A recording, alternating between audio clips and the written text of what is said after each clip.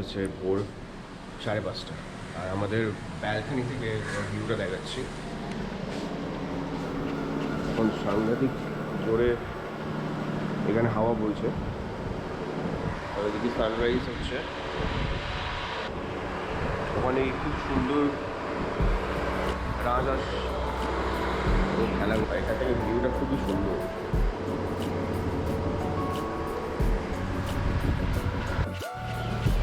এখন বাজে হচ্ছে ভোর 6টা, আমরা রেডি হয়ে একটু বেরিয়েছি। খুব সুন্দর জায়গাটা, ওদিকে সানরাইজ হচ্ছে। কোথায় যাবে এখন? আমরা এখন সি বিচে যাব, তারপর ওখানে গিয়ে কিছুক্ষণ ঘুরবো, ঘুরে ব্রেকফাস্ট করবো, তারপর আবার হোটেলে ব্যাক করবো, তারপর ব্যাক টু কলকাতা। আমরা আবার বেরিয়ে যাচ্ছি সেই 10:30টার সময়, গাড়ি করে বেরিয়ে যাবো, কারণ কলকাতা পৌঁছতে হবে 1টার মধ্যে। আর এই হচ্ছে সুইমিং পুল যেখানে কালকে ছিলাম, আর ওই কটেজগুলো। ভালো এরিয়াটা, খুবই বড়, তোমাদের এলে খুব ভালো লাগবে। স্পেশালি বাচ্চাদের আনলে তো আরও ভালো, কারণ সামনে একটা বাচ্চাদের খেলার প্লেগ্রাউন্ডও আছে।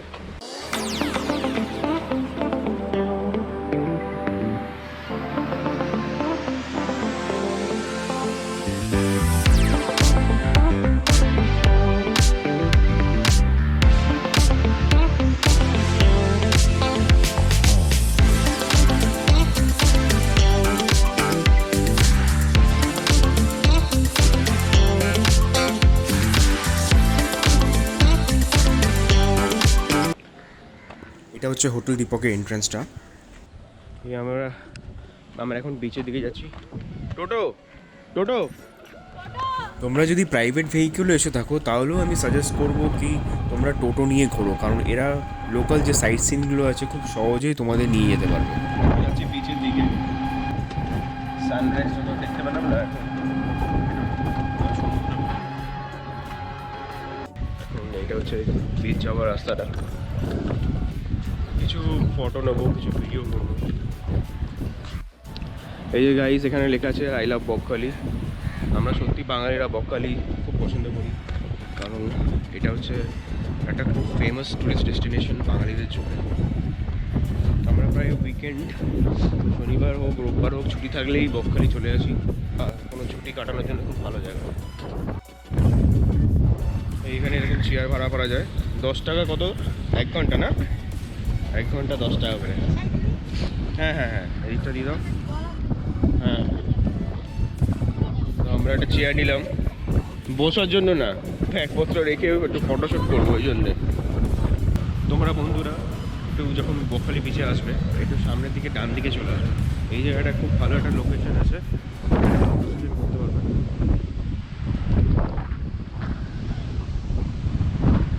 এই জায়গাটা এরকম দেখতে লাগে, এখানে খুব ভালো ফটো তোলা যাবে। আমরা অনেকগুলো ভালো ভালো ফটো তুলেছি এই জায়গাটাতে। বিচের এই সাইডটা কিন্তু সত্যিই পরিষ্কার পরিচ্ছন্ন।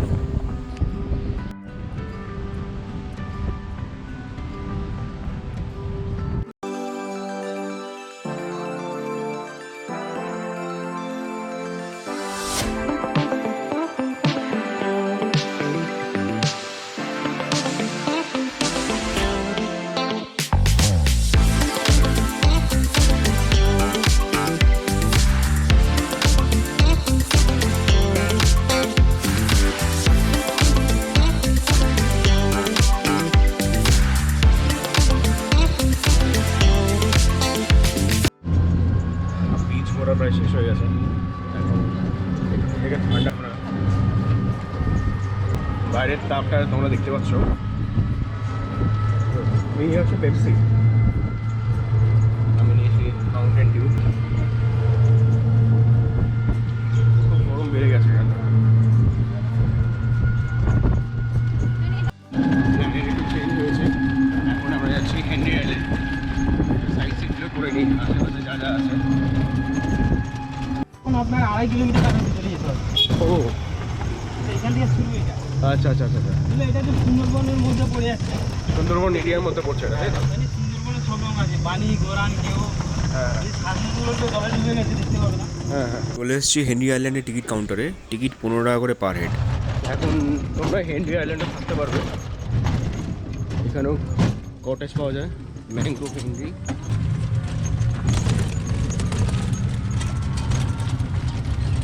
মিষ্টি জলের মাছ হয়, নোনা জলের মাছ হয়। আচ্ছা, তো এইখানটা পুরো মাছ চাষ হবে, পুরো পড়েছে জায়গাটা। জঙ্গল বন্ধ ওই পর্যন্ত চলে গেছে। বাপরে, এরকম ছোট ছোট ভেড়ি এখানে 162খানা আছে। জঙ্গলটাতে যে সুন্দরবনের জঙ্গলগুলো পুরো লাগাতে হবে, এসব আপনার পুরো একদম জঙ্গল এর ভেতরে লোকে যায়। এখানে বিষাক্ত সাপ টাপ আছে গো? হ্যাঁ হ্যাঁ, জঙ্গলে তো সাপ থাকে। আচ্ছা, সাপ আছে, গলদ কুয়োর আছে, শিয়াল আছে, বাবা। এইগুলো দেখা যায় আপনার। বাগুন টাগুন এগুলো আছে, হ্যাঁ। বড় কোনো জন্তু সেরকম নেই। হ্যাঁ এগুলো বলতে পারবেন না। এমনি রাস্তা আছে যাওয়ার জন্য, গ্রামের দিকে যাওয়ার জন্য ছোট ছোট রাস্তা রয়েছে। হ্যাঁ। এছাড়া আপনি আদার্স এদিক ওদিক কোনো জায়গায় ঢুকতে পারবেন না। একটা সুন্দর খাল যাচ্ছে এখানে। ঝড়ের সময় কতটা জল থাকে, মা, তখন পুরো এই রাস্তা ফেতা পুরো ডুবে গেছে। ইয়াসের সময় এই সব জায়গা পুরো নোনা জলে ডুবে গেছিল, পুরো এলাকাতে জলের তলায় ছিল। আপনার এই যে ডিপো হোটেল আছে, হ্যাঁ, ডিপোর সামনে দিয়ে রাস্তা টপকে জল আসছে যে পাশে। বাপরে, এগুলো সব সমুদ্রের জল। সমুদ্রের জল। হ্যাঁ, কি করে আসছে? এগুলো খাড়ি রয়েছে, খাড়ি দিয়ে জলে যখন জলের চাপ হয় তখন এগুলোও ভর্তি হয়ে যাবে। গাইস, হেনরি আইল্যান্ডে যাচ্ছি। এখন রাস্তাটা দেখো। আমি যখন এসেছিলাম, এটা আমি এসেছি 2010-এ, বন্ধুদের সাথে এসেছিলাম বাইকে। তখন এই জায়গাটা, এই রাস্তাগুলো ছিল না। তখন এখানটা পুরো মাটি রাস্তা ছিল। আর ওই যে ব্রিজ ওখানে দেখতে পাচ্ছ দূরে, ওটা পুরো ভাঙা, মানে কাঠ পুরো ভেঙে গেছিলো আমি যখন এসেছিলাম। এখন এইখানটা খুব সুন্দর একটা রাস্তা করে দিয়েছে যাতে সবাই এখানে চলে যেতে পারে। ব্যাক সাইডটা আমাদের ওখানে গাড়িতে ঢুকতে হচ্ছে দেখো। এই যে এখানে একটা কাঠে ছোট্ট ব্রিজ আছে, এটা দিয়ে হেনরি আইল্যান্ড যাওয়া যায়। আর দুদিকে পুরো জল দিয়ে ঘেরা। এখানে লেখা আছে, সমুদ্রে কেউ নামবেন না, চোরাবালি ও চোরা স্রোত আছে। তার মানে এখানে, আমি আগে জানতাম যে বকখালি বিচে চোরাবালি আছে। এটা হচ্ছে সমুদ্রে যাওয়ার ঠিক আগের রাস্তাটা, চারিদিকে পুরো জলে ঘেরা।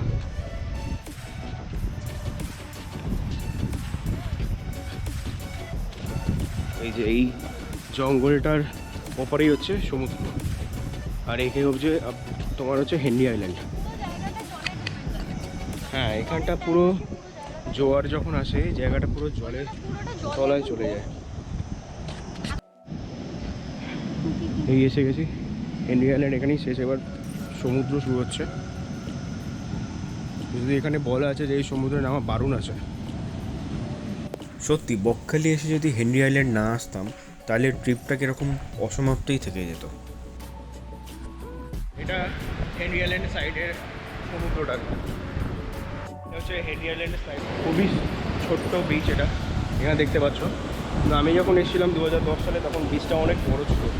অবশ্য এখন জোয়ারের টাইম, তো সমুদ্র জল এদিকে চলে এসছে, তো আই থিঙ্ক ওই জন্য বিচটা ছোটো হয়ে গেছে। বাহ, কি সুন্দর একজন রিল্যাক্স করছে এখানে। ওনারা এখানকার লোকাল ফিশারম্যান মাছ ধরে ফিরছে এখন। আর এটা হচ্ছে সমুদ্র এখানটা। এই বিচটা খুবই অশান্ত দেখেই মনে হচ্ছে। আর একটা খুব ভয়ের জিনিস হচ্ছে, এখানে চোরাবালি আছে।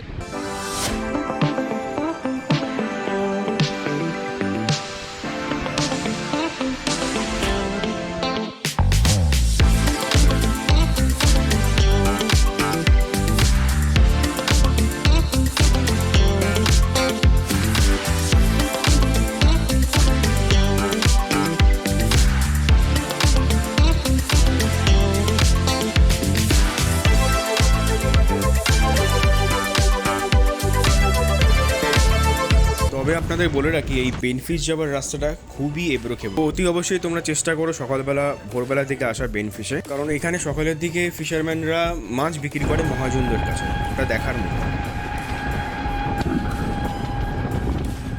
বেনফিশে এসেছি, এখানে পেছনে দেখতে পাচ্ছ এগুলো হচ্ছে ট্রলার, এগুলোই যায় হচ্ছে মাছ ধরতে সমুদ্রে। বকখালি এলে অতি অবশ্যই বেনফিশটা ঘুরে দেখবেন। প্রাকৃতিক সৌন্দর্য, ছোট ছোট ট্রলার, এইগুলো যায় মাছ সমুদ্রে মাছ ধরার জন্যে। গ্রিনারি ভরপুর এই জায়গাটা, খুবই ভালো লাগবে। আশপাশের গ্রামের মানুষজনও খুব সুন্দর, খুব ভালো তারা। আর ঘরে ঘরে দেখতে পাবে জাল বোনার কাজ। বল এতটা চলে এসছে,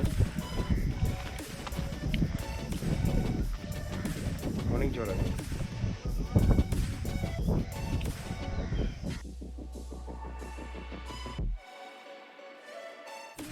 এখানে ওনারা জাল বুনছেন।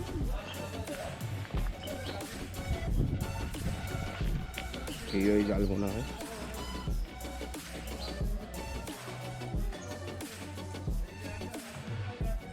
এখানে পুরো জাল এখানে রাখা হচ্ছে।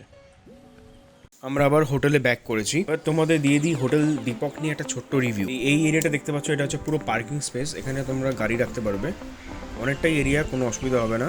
আর এটা হচ্ছে হোটেলের সামনের পুরো গার্ডেন এরিয়াটা, নানান রকমের ফুল গাছ দিয়ে ঘেরা এই জায়গাটা। আর সামনে একটা ছোট মাঠ আছে, বাচ্চারা এলে এখানে খুব ভালো খেলতে পারবে।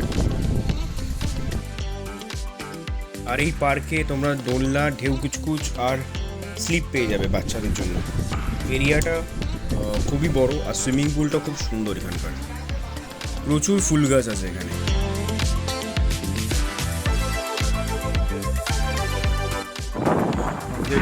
প্রায় শেষের দিন, এখন বেরিয়ে যাবো আমরা। লাগেজ এখন হয়ে গেছে, প্রচুর গরম এখানে। খুব ভালো লাগলো এখানে, একদিন ছিলাম। হেনরি আইল্যান্ডে গেছিলাম, ওখানেও কিছুটা থাকার জায়গা। দেখি যদি পরের বারে ওখানে থাকতে পারি, কারণ ওখানটা খুব ভালো জায়গাটা, ওখানে জঙ্গলের মধ্যেখানে থাকতে হবে। বকখালি ট্রিপটা পুরো শেষ, এখন আবার রওনা দিলাম কলকাতার উদ্দেশ্যে। এখন আছি নামখানা টোল প্লাজাতে। তোমাদের কাছে বন্ধুরা একটাই রিকোয়েস্ট, আমার এই ব্লগটা যদি ভালো লেগে থাকে তাহলে একটু লাইক, সাবস্ক্রাইব অ্যান্ড শেয়ার করে দিও তোমাদের ফ্রেন্ডসদের, ফ্যামিলিজদের মধ্যে। জাস্ট তোমাদের একটা ইনফরমেশন দিয়ে রাখি, যখন তোমরা রিটার্ন করছো কলকাতা থেকে, তখন তোমরা ডায়মন্ড হারবার যদি না ঘুরতে চাও, তাহলে ডান দিকে একটা শর্টকাট আছে, যেটা তোমাদের প্রায় 10 থেকে 12 কিলোমিটার সেভ করে দেবে। বাই বাই, টেক কেয়ার, আবার দেখা হচ্ছে পরবর্তী ব্লগে।